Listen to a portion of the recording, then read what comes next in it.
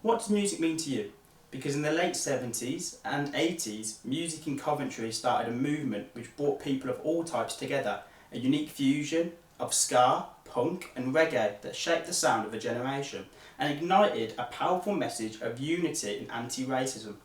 By World War II, England was badly bruised, and by the late 1970s there was an influx of immigration which led to an unprecedented amount of racial tension. On top of this, England was going through an economic downturn and inflation was increasing and the people were angry. Amongst all of this turmoil, a musical movement emerged that would change the course of history forever. This is the story of the two-tone movement. The Two-Tone Museum in Coventry is truly the heart of the scene and key in keeping two-tone relevant. The museum is currently celebrating 45-year anniversary of two-tone, which is great for uniting fans together to look back on this wonderful movement. The director of the museum, Pete Chambers, started the museum as a way to document Coventry's music history and his passion for two-tone music. What inspired you to establish a two-tone museum and document its rich history? Right, well, I've always been interested in music, interested obviously in my own city of Coventry. Unfortunately, not a massive amount happened until Two-Tone. Obviously, there is history here sat behind me. But when Two-Tone hit, and of course it was in my own city, suddenly everything was different. We didn't just have a band famous from one city. We had a whole movement from Coventry, of course, the Two-Tone movement. And from then on, you know, I started writing. Still am a music journalist, a local music journalist. And I just came up with all these different ideas. But the first thing we did was the Two-Tone Trail, which obviously was to put all the different pertinent sites in the history of two-tone in a trail form, so people could go around the city. And we did the book. We had plaques on the wall, and Coventry tourist information carried the books and the badges. And that was it, but it wasn't it. That started, that was the itch, that had to be scratched. So from there on, I came up with other ideas. I mean, wherever sort of music tourism in Coventry is, that's where I am. And I've come up with a lot of stuff, including, the Coventry Walk of Fame, the Coventry Music Wall of Fame, which is downstairs, and all these little things. But always in the back of my mind, I had this idea that I wanted to create a music museum. That was always the fantasy. Obviously, it was a lot harder than I realised, and we got there in the end, but that was always something. Wouldn't that be great, a place that we could celebrate country music? I was also wondering how you acquired the iconic car featured in the Ghost Town music video.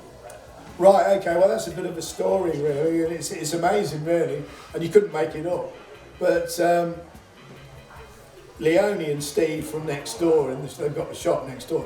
Steve is an engineer, and he's got a garage and everything, a mechanic. And when he took over the shop, when they took over the shop, they were aware that we were always looking for the car, and that was the thing, that was the holy grail for us. And so he joined loads of different clubs, and he got a little tip off that in North Wales, this guy got loads of stuff, Vauxhall Crestas PA61, which is what that is. Anyway, he went up there. There was loads there. There was 4 lined up. They took the M1 because it was easiest to get to. Cut it in half. The back end is a trailer apparently up there with the fabulous fins on it. And he brought the front half and all its bits back to Coventry. And when they sent to the DVLA in Swansea, lo and behold, it turned out to be the car. I mean, you couldn't make that up. It was almost meant to be. We were meant to have the original Ghost Town car, and we love it. Funny thing is, people used to ask me before we got the car, what was the holy grails, what did you want? And it was like the car, the Ghost Town organ, and the Lieutenant Pigeon piano, and we got them all in the same year. So amazing. And we found them, it's just wonderful. But that car has changed everything in the museum. People just want to come and sit in there. You get people from back in the day who sort of talk about, I would love to have been in that car when the film was being made. And now they can actually sit in the car. There were many bands during the two-tone movement that had a huge impact on the scene, including the Specials, Madness, the Selectors and the Beat. They all pushed the genre forward and inspired other bands to come. These bands were the voice of multicultural Britain and weren't afraid to speak up on racism and social injustice. Songs like Stand Down Margaret by the Beat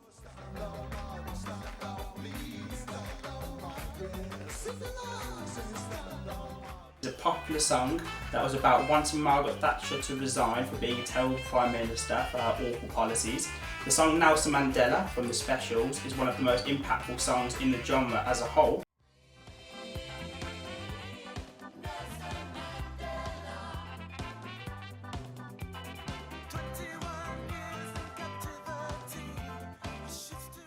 It helped to free Nelson Mandela by being a great protest song and did a fantastic job helping change perceptions about Mandela, and it also educated people about the apartheid. In the city of Birmingham, there was a huge two-tone band that emerged from the scene. They were the Beat, formed in 1978. They were one of the most influential two-tone bands in the scene and put Birmingham two-tone on the map. The Beat's most popular song, Mirror in the Bathroom, was a huge success, reaching number 4 on the UK singles chart. Rankin Roger was the vocalist in the band and was loved by everyone in the scene. The band found a lot of success. When Rankin Roger passed away, his son Murph took over as lead vocalist and revived the band, and now new music is being made and the band is going on tours around the world and selling out venues. So the band is still showcasing two-tone to an old and new audience and further pushing the music and the message of two-tone. First off, Murph, I want to ask, what does two-tone mean to you? Two-tone, wow. Many words can come into this. Two-tone's not only about the black and white and well, when I say black and white, I mean black and white as in the two-tone, what everybody wears black and white, but it's about black people and white people getting together. It's about a massive movement in the early 80s, the late 70s that's never ever been done before or ever since. It's a great moment in life. Two-tone is a big word. It's full of love and unity, and it's about being against the system and fighting for the people. Okay. How would you say, the two-tone movement as a whole has developed since it started, and can you see the positive impact in today's world? Oh yeah, most definitely. I mean, two-tone developed very, very quickly within, and when I say quickly, I mean not within like a genre of music that takes years and years or months and months to grow. Within weeks, the movement was pretty quick, and it was literally not only about black people and white people getting together and having an impact on people, but about them people in that time wanting to do good for the people and just be a great band and write good music. But it just happened to be that they fall upon the two-tone scene. But yeah, it's been a great impact on people, and it's had massive impacts on people's lives and brought a lot of people together. Okay, so how do you think the cultural legacy of the two-tone movement contributed to shaping the identity and development of Coventry? Well, you go around anywhere, go on holiday and talk, you say, I'm from Coventry. Invariably they'll talk about the Blitz, Coventry Cathedral, and then they'll come up with two-tone. I mean, that's how important it is, which is why I always bang on about we should have a statue dedicated to two-tone in the city centre or somewhere in Coventry. Yeah, it's absolutely important. The whole thing about Coventry, it's synonymous with two-tone. You can't take two-tone out of Coventry, you can't take Coventry out of two-tone. How does it feel to carry on your father's legacy by keeping the band alive and doing it so successfully? Wow. Well, I'm glad that you say successfully, because I'm still on the road. I'll never give up on trying to succeed in what I want to get in life, but carrying the flag for my father's the best thing that I could have possibly have ever done in life. I was glad to be his apprentice for 20 years. Never thought that I'd lose him so early, but there's a reason in life.